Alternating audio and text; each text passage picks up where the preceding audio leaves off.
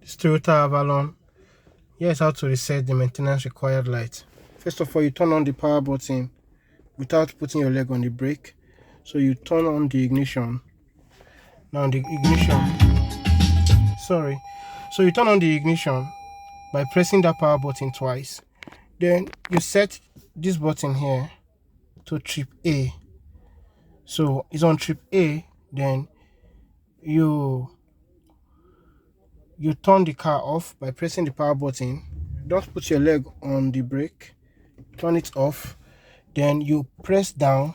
You press this button down. When you press the button down, you turn on the power button again.